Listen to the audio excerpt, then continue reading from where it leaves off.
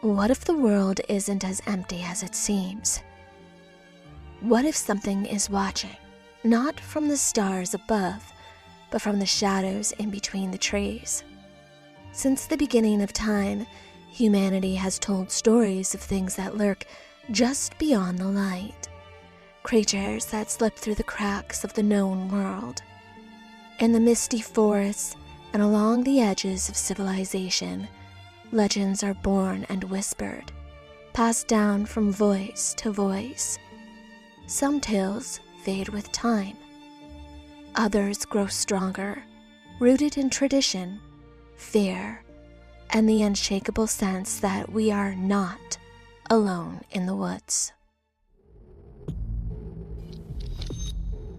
Welcome to Down the Crooked Path. I'm your host, Amanda Joy. Join me as we dive into eerie and spine-chilling stories that blur the lines between reality and the unknown. From cryptids and mysterious disappearances to true crime, UFO sightings, and paranormal activity, venture into the unknown and uncover the secrets that lie down the crooked path.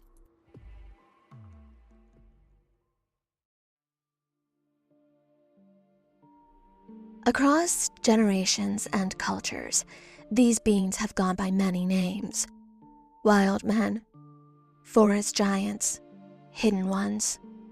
They live in the margins of our maps, showing up in whispered stories, half-seen glances, and footprints left behind in the mud where no human should tread.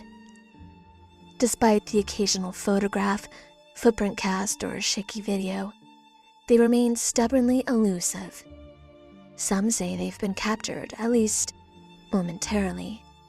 Others believe they simply are experts at staying hidden, blending into the wilderness with an intelligence we don't yet understand. Whatever you call them, what binds these legends together is this: something's out there, something big, something quiet, and something that has managed to escape the spotlight year after year. Our journey tonight is the encounters of Bigfoot, a creature that has haunted campfires and captivated imaginations for generations. From the dense Pacific Northwest wilderness to the dusty backroads of the South, sightings continue. Are they the ramblings of overactive minds, or is there truly something massive, mysterious, and unclassified still stalking the trees? They say where there's smoke, there's fire. But in the case of Bigfoot, where there's fog and pine needles, there's fear. One of the oldest stories tied to the creature doesn't come from late-night talk radio or internet forums. It was recorded by Theodore Roosevelt himself in his 1893 memoir, The Wilderness Hunter. He called it simply The Tale of Bauman. Two frontiersmen, grizzled trappers, ventured deep into the rugged mountain passes of what is now modern-day Montana or Wyoming. It's isolated country with thick forests. No help for miles. They were tough men, familiar with the dangers of the wild. But something in those woods didn't act like any animal that they knew of. From the start, they felt it. A presence. An unnatural stillness after sunset, as though the forest itself was holding its breath. On the first night, while they slept in a crude lean-to, something approached their camp. It didn't attack, not yet, but it rooted through their gear, left strange tracks, and then disappeared into the night. They saw the prints the next morning, huge, bipedal, not quite human, but close. They should have left then, but they didn't. The following night, the creature came closer. This time, it circled the camp, brushing against the trees, snapping twigs, not stealthily, but purposefully, as if it wanted them to know it was there. They barely slept, catching their rifles beneath their blankets, watching the shadows breathe. When Bauman returned from checking their traps the next afternoon, he found the camp was in ruins, torn apart like a grizzly had raged through it. But that wasn't the worst of it. His partner was dead. Not mauled, torn. His neck was broken, puncture wounds along the torso, blood splattered in strange arcs around the body. But whatever had done this hadn't killed just to eat. It had killed with fury, with intent. Bauman didn't stop to bury him, he just ran. Roosevelt never claimed to believe it was a monster, but he didn't dismiss it either. He wrote that Bauman never spoke of it again, and that his fear was real. It's stories like this that stand at the edge of legend and something else. Not a cartoonish ape man, but something rooted in a frontier memory. A predator that doesn't just hide, it stalks. And that's the challenge. How do you profile something you can't define? Something that leaves no hard evidence, but an avalanche of accounts. Fear thick enough to taste, and footprints that vanish between the trees. Because whatever this creature is, if it exists, it's not just lurking, it's watching. And if Bauman was right, it knows the difference between prey and intruder. But the story of Bigfoot doesn't begin in the 20th century. It doesn't start with shaky video or plastered casts. It begins much, much earlier in legend, in dream, in the bones of myth itself. In the ancient Mesopotamian epic of Gilgamesh, written over 4,000 years ago, a wild man named Enkidu roams the untamed places of the world. Hair-covered, powerful, closer to beast than man, until he's introduced to language, love, and civilization. Enkidu becomes a friend, a brother to Gilgamesh, but remains touched by something primal, feared by those who see him in a reflection of the wilderness they cannot control. He's not just a character, he is the first wild man, a bridge between what we think we are and what we once were. Psychologist Carl Jung might have called Enkidu an embodiment of the shadow self, the untamed part of human nature we repress but never truly lose. The wild man appears across cultures as a figure of both terror and transformation. He represents our fear of nature, yes, but also our yearning to return to it, to shed the skin of society and remember those woods. Bigfoot, then, isn't just a cryptid. He is a part of this lineage, a symbol that echoes across continents. Among the Styalis people of British Columbia, he is known as Sasquatch, a powerful being who moves between the physical and spiritual worlds, a protector of the land. He is not a monster, he's a guardian. In the Himalayas, we hear of the Yeti, sometimes bestial, sometimes wise, always elusive. In Australia, it's the Yowie, described in stories that stretch back through the Aboriginal Dreamtime. And in Central Asia, it's the Almas, a humanoid figure said to dwell in the mountains, covered in hair, evading all capture, but embedded deep in the Mongolian tradition. These beings were not born from blurred photographs. They come from memory, from oral tradition, ancestral knowledge, archetype.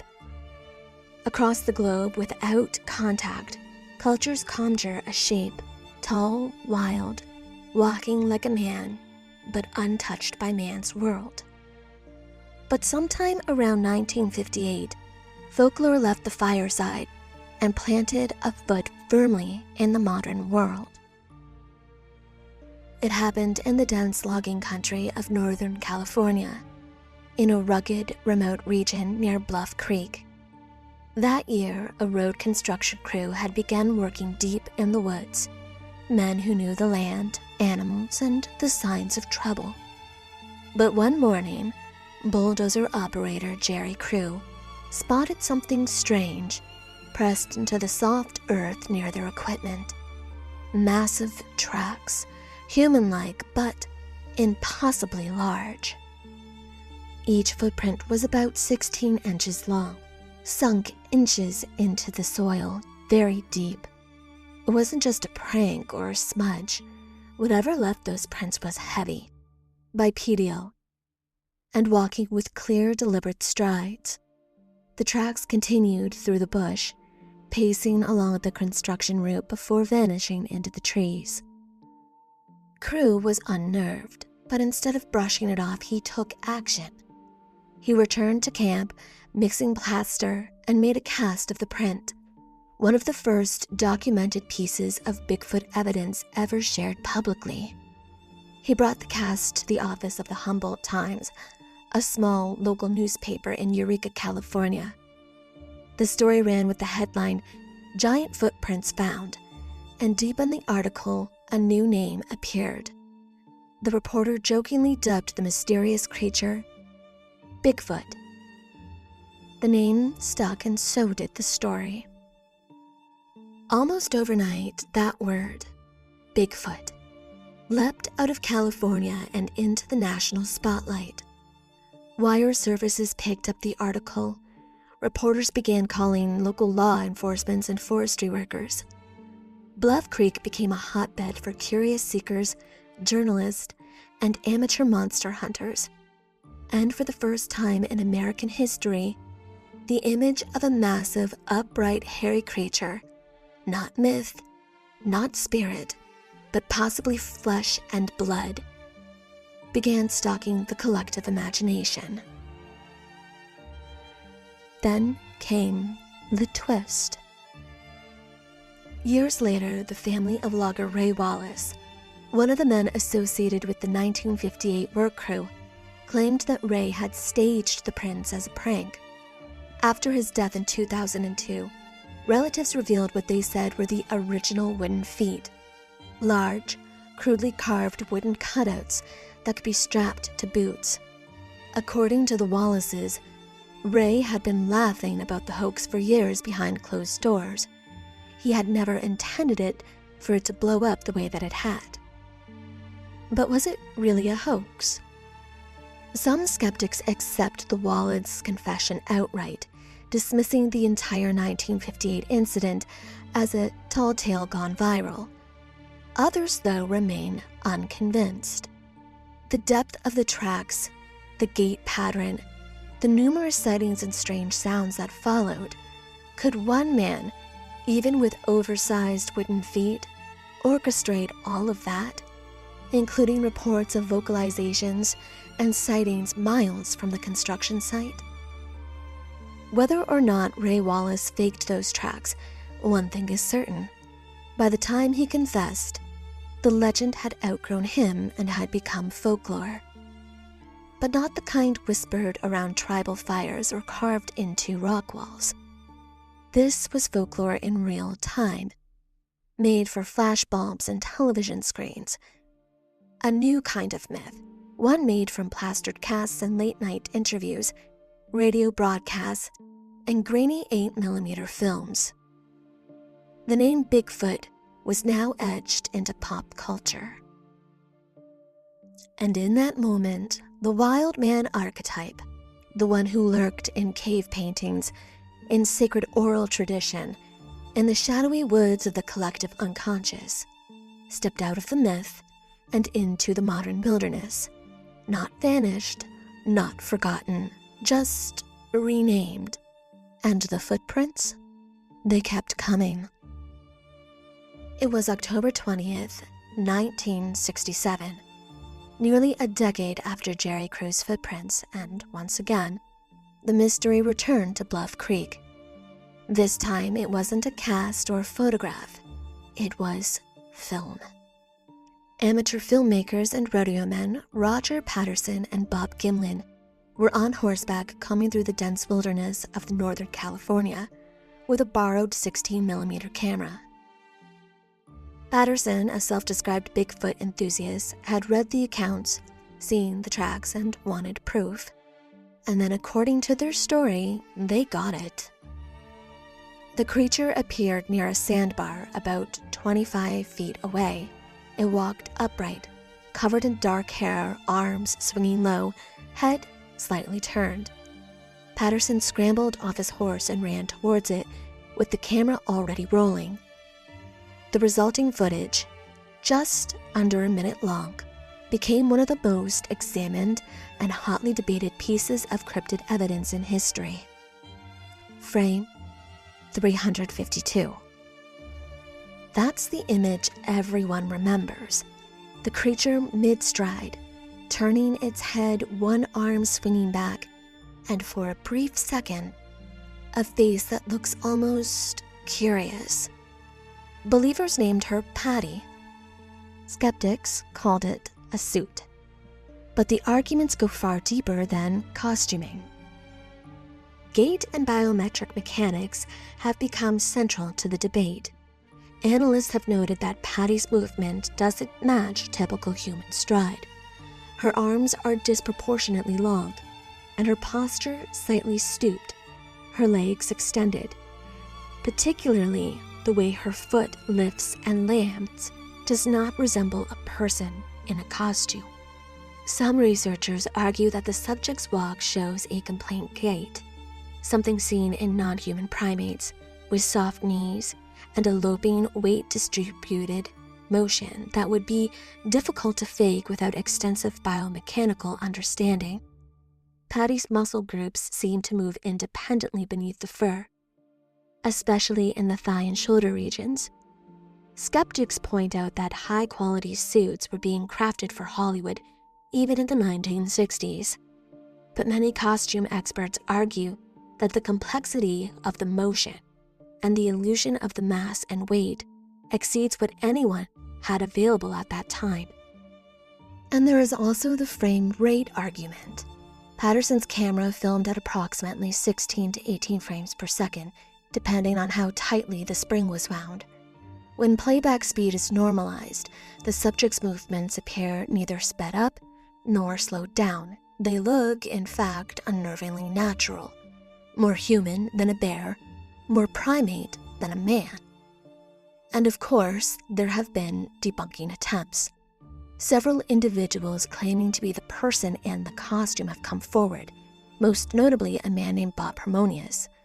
Others have said that they helped construct the suit, pointing to the horsehide, football pads, or other rudimentary fur applications. And yet, when tested under frame-by-frame analysis, the suit theory lacks consistency, with no zipper, no seam, and strangely uniformed fur with visible muscle movement underneath. Still, nothing conclusive has ever emerged.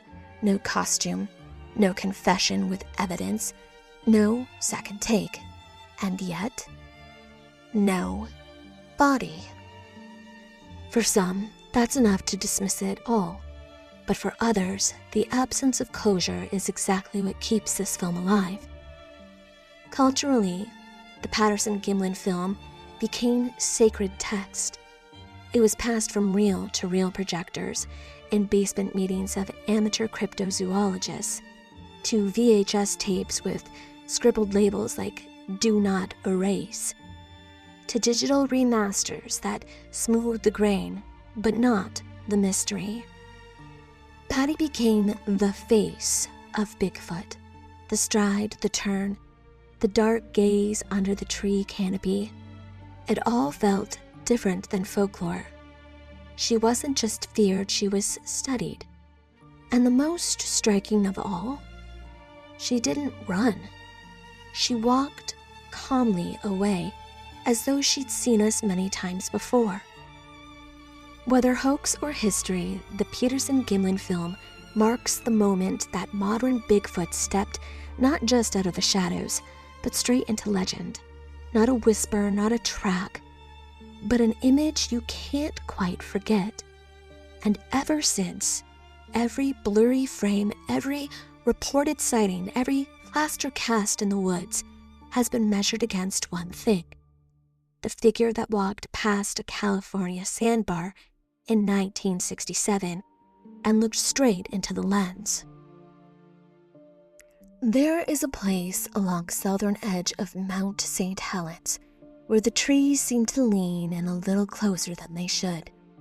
The winds are still, the rocks echo strangely, and old hunters speak of nights when the forest turns hostile, like it's waiting for something to return.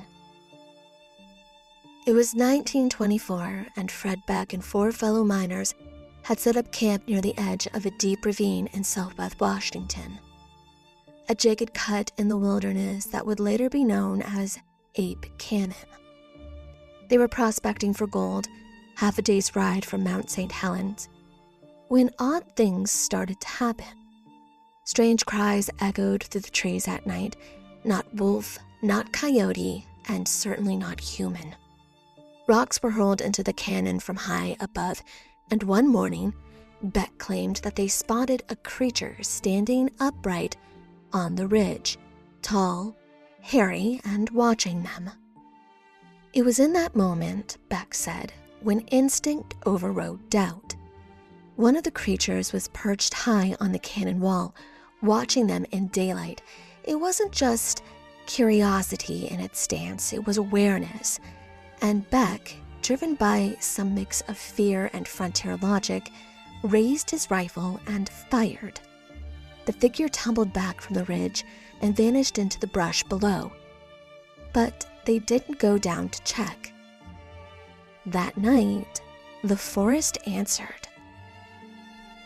It began with silence, the kind that makes your ears strain and your heart crawl upward into your chest. Then came the stones, heavy ones, slamming against the roof of the cabin, thudding into the walls. Something moved through the trees with alarming speed, circling, testing. Clawed fingers scraped along the logs, shadows flitted from the slats. And all the while, the feeling that the attack wasn't chaotic, it was coordinated. Inside, the miners held their rifles tight, firing into the dark. They claimed the creatures tried to pry open the door, to climb through the roof, to force them out. Hours passed like this, a siege under the stars, until the dawn began to break. Only then did the barrage stop, and the forest exhaled. When Beck and the others emerged, shaken but alive, there were no bodies. No sign of the creatures he'd shot, just shattered rocks, claw marks, and prints too large to make sense of. They packed up what they could and they left the site behind. But the canyon would never leave them.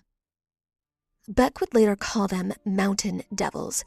Skeptics suggested mass hysteria, perhaps a case of misidentifying a known wildlife.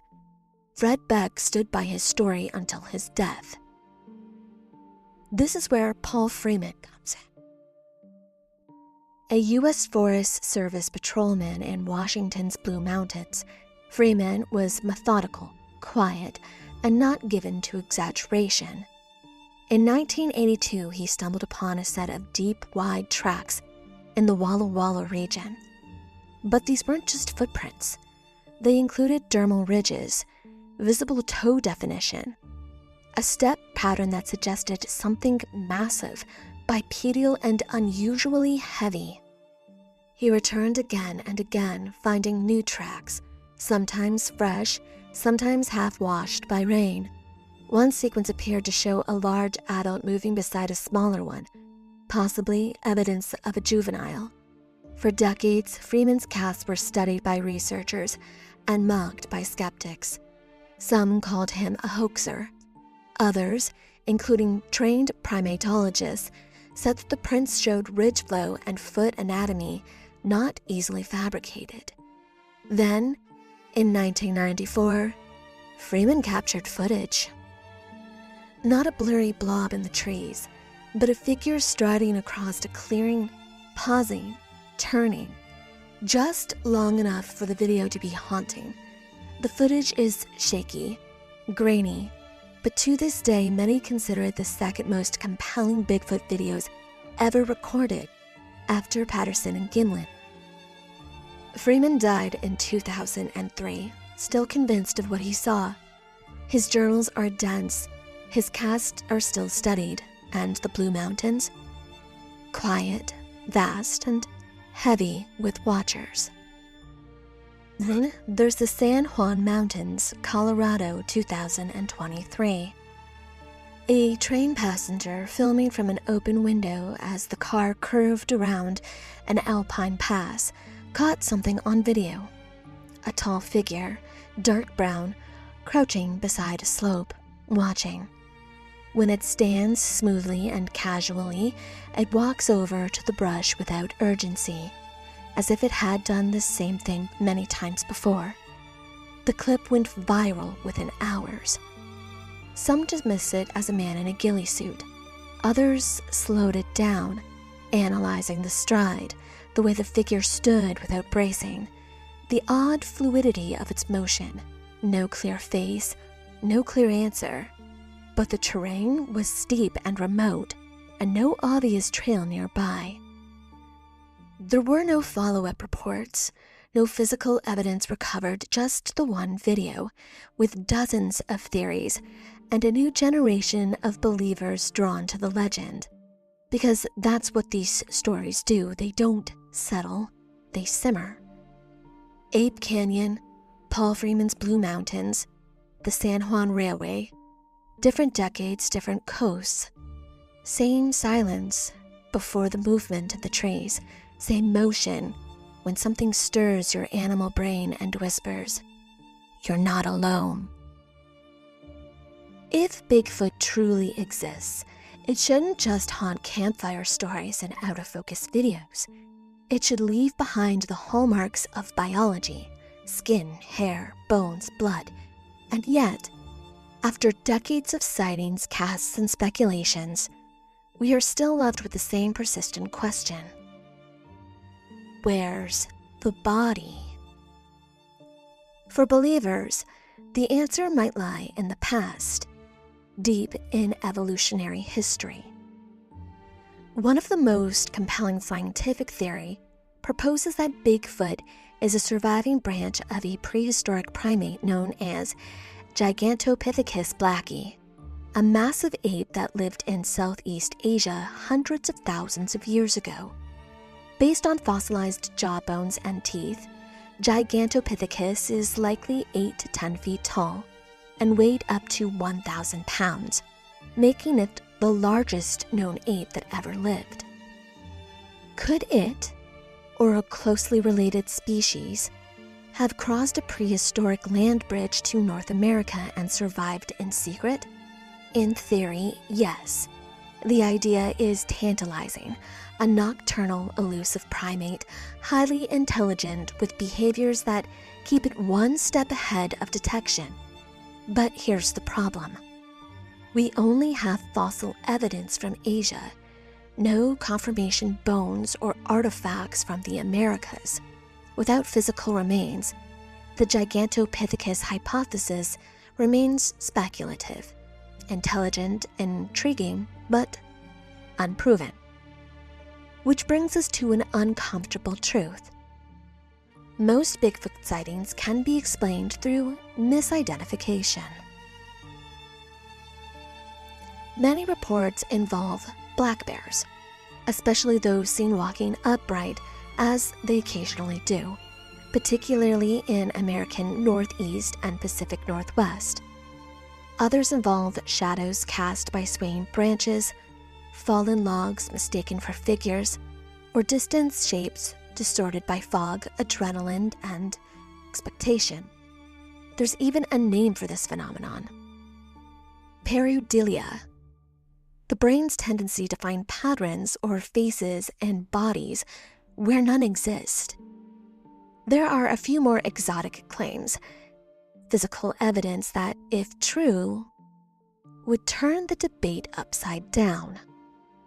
In 2012, veterinarian and DNA researcher Dr. Melba Ketchum published a paper claiming that she had sequenced the DNA of a new species, part human, part unknown hominid, sourced from alleged Bigfoot hair, saliva, and tissue samples.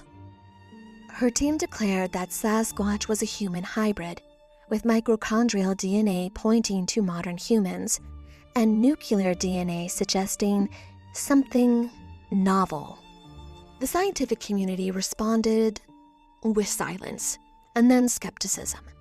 The paper was not peer-reviewed through standard journals, but published by a journal Ketchum herself had acquired and rebranded. Independent labs could not reproduce her findings.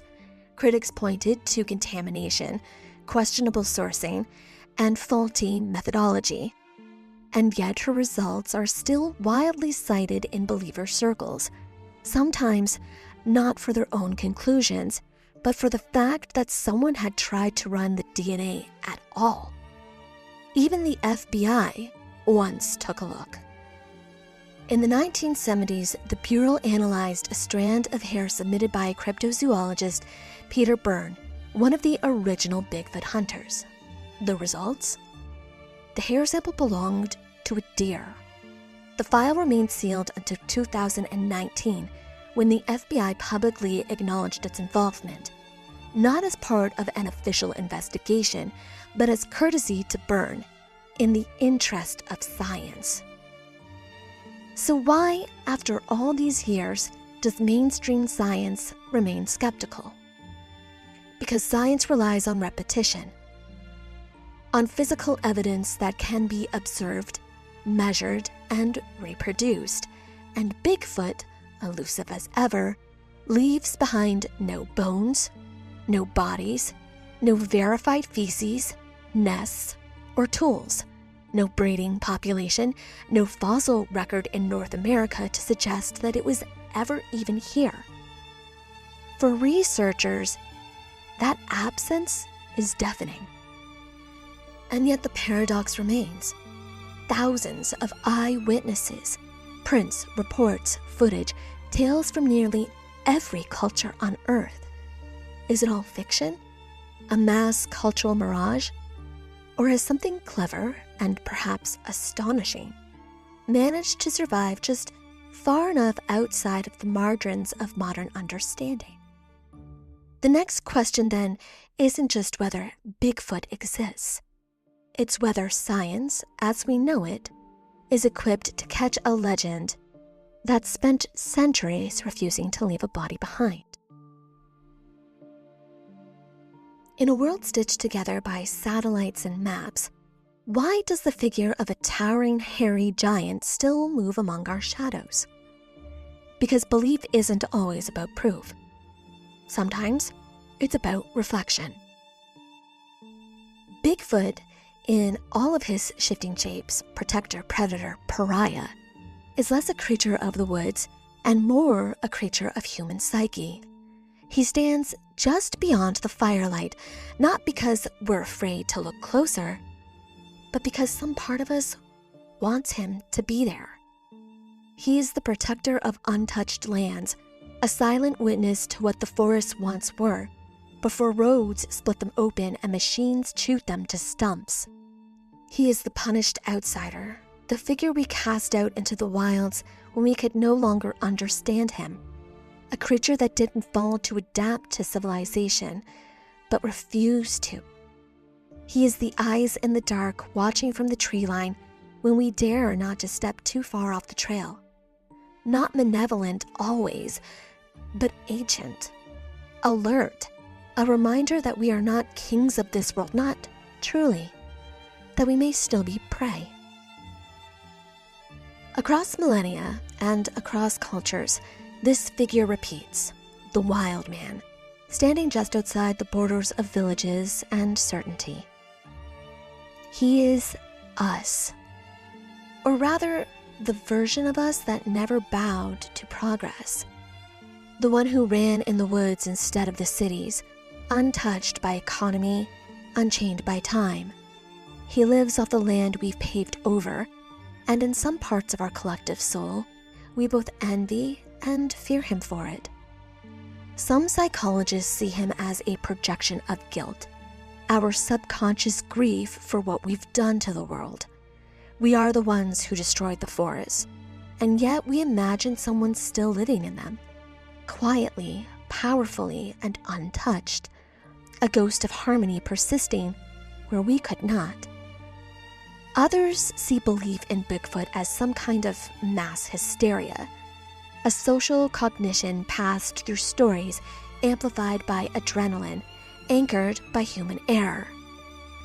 But maybe it's not hysteria, maybe it's storytelling, our oldest tool, the way we cope with the unknown, explain the unexplainable, encode survival lessons into memory.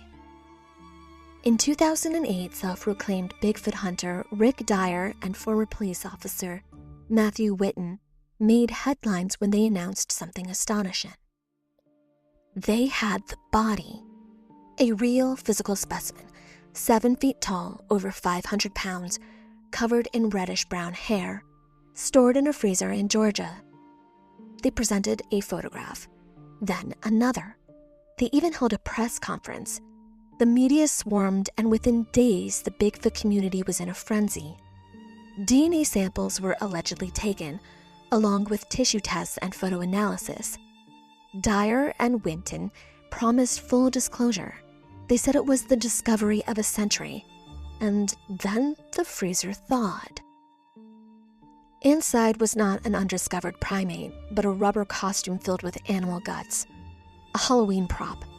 The hoax unraveled spectacularly.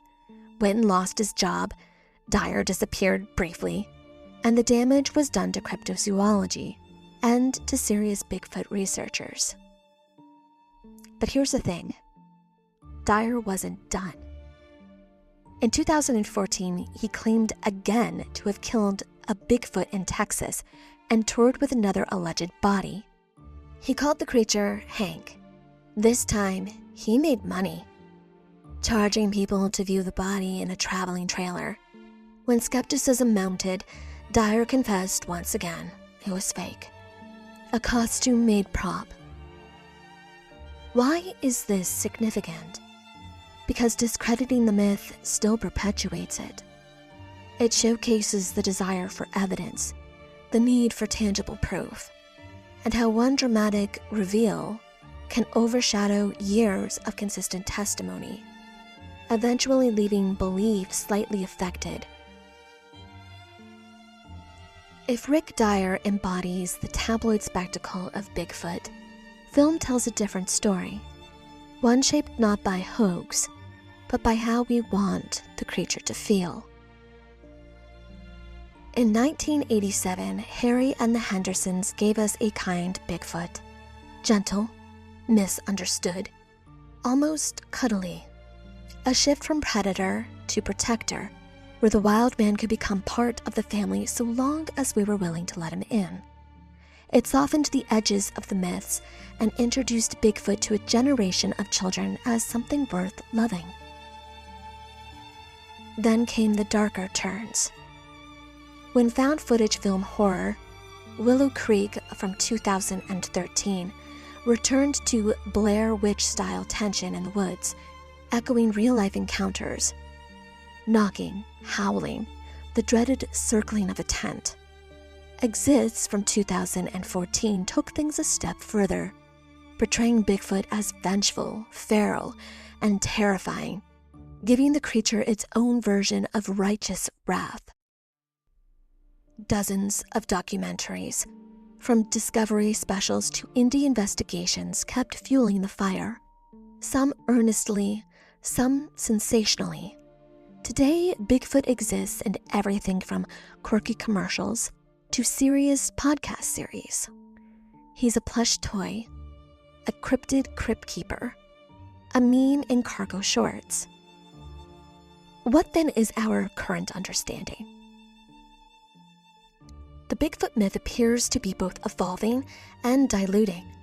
This creature has transformed from a mere threat lurking in the forest to a versatile symbol that serves as a reflection of various human experiences, encompassing humor, tragedy, fear, and wisdom. As we continue to narrate its story, the necessity for it to fit a singular definition diminishes.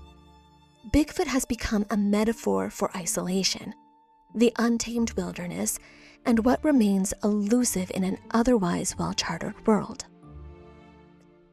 The danger is that the more we fictionalize him, the easier it becomes to diminish those who swear he's real, to bury the footprints under the fan edits, the Funko Pops. But myths don't disappear when they become pop culture. If anything, they become more durable. And yet, for all the mythologizing, the search hasn't stopped. In fact, it's evolved. What was once the domain of campfire tales and grainy photographs has become a frontier for citizen science.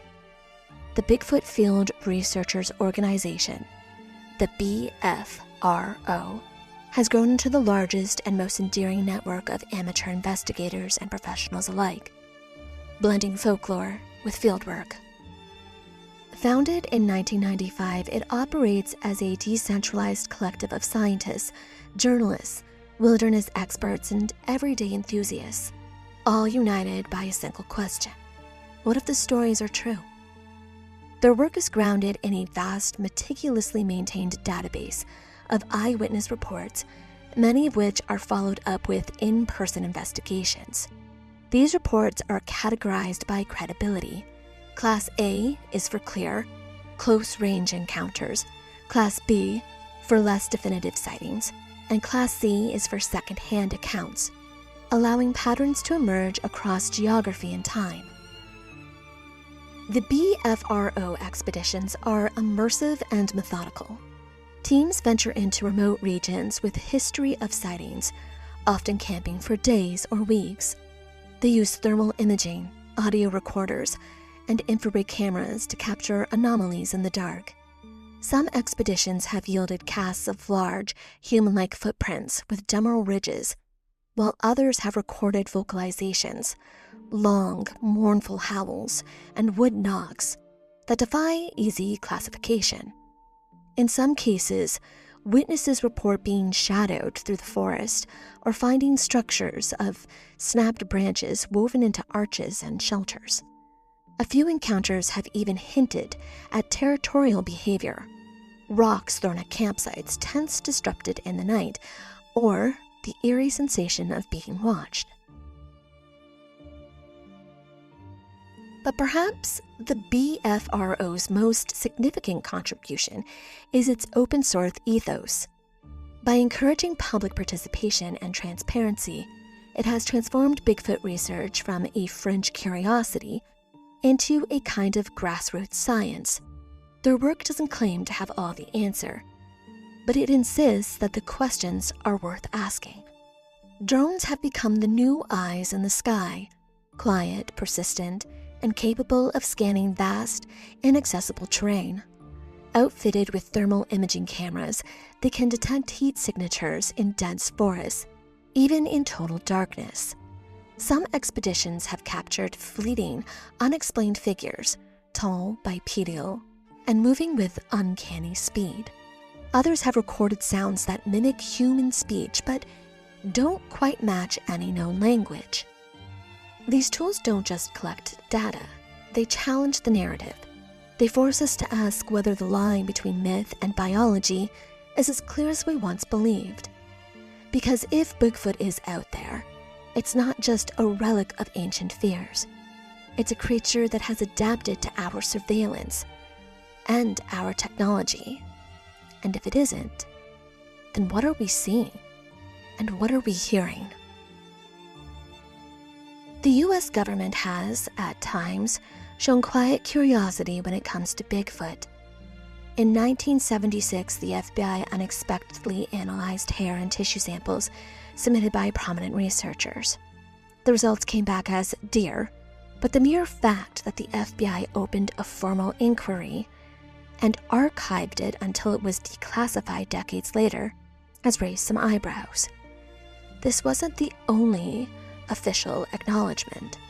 In 1975, the U.S. Army Corps of Engineers published a Washington State atlas that included a full-page entry on Sasquatch, complete with population range maps and notes on possible habitat.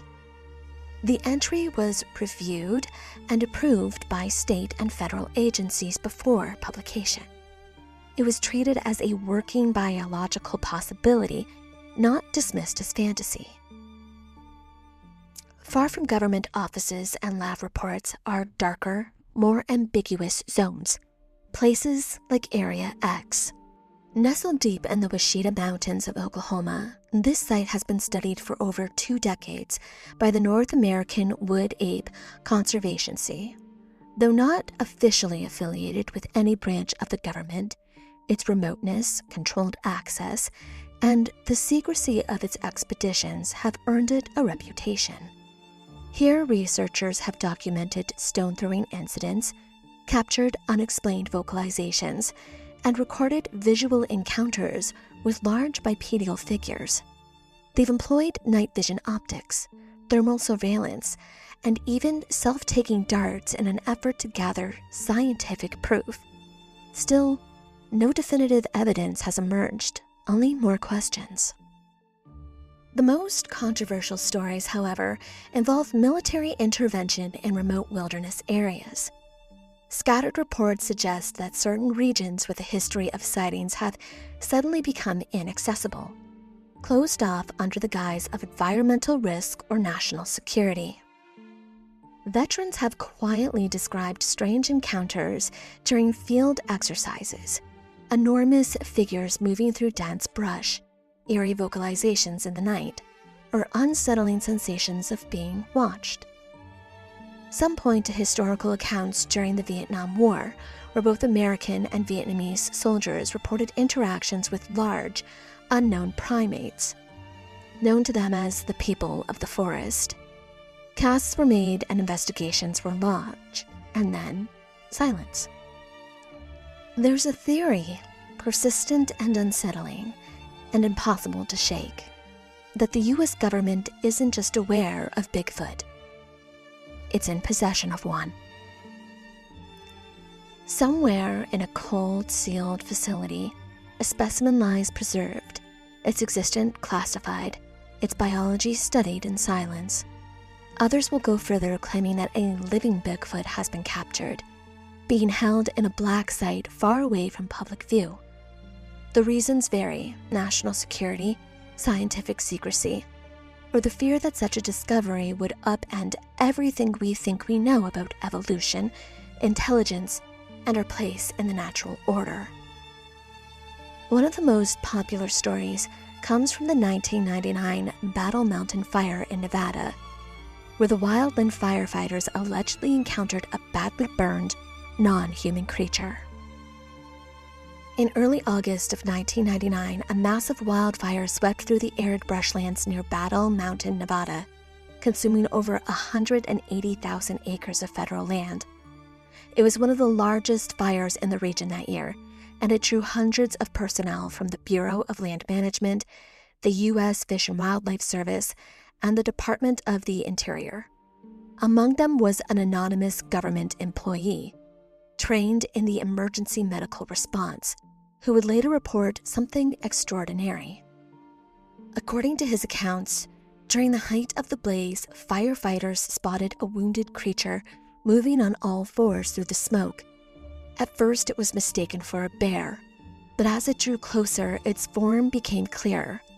Approximately 7.5 feet tall, covered in brownish hair, with long, human-like limbs and a face that was neither fully ape nor fully human. It was badly burned.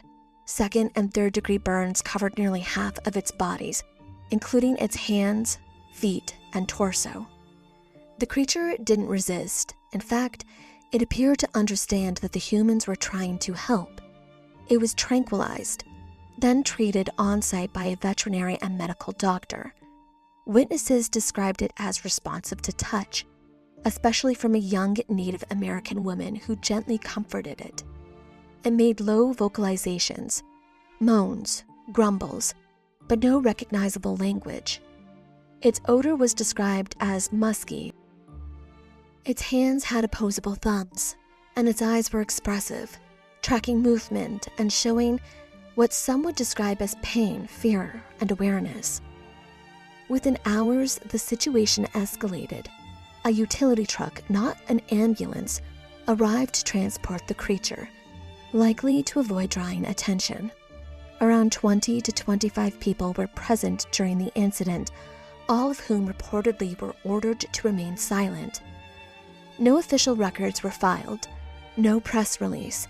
The creature was taken away and the fire continued to burn.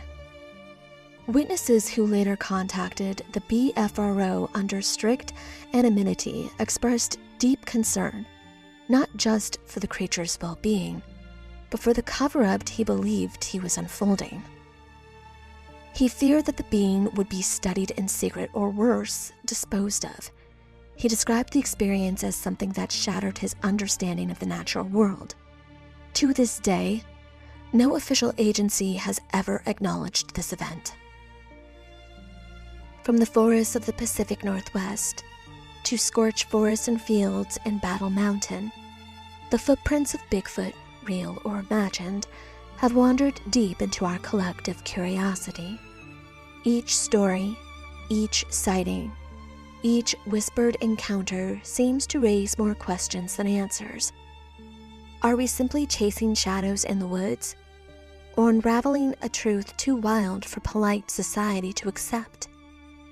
What compels governments to hush up incidents like Battle Mountain? And why do those who search often find themselves dismissed or discredited? Maybe the greatest mystery isn't whether Bigfoot exists, but why the stories keep resurfacing, evolving, refusing to die. This is Amanda Joy, signing off from Down the Crooked Path. Keep questioning, keep exploring, and let the paradoxes of our world light your way forward. Until next time.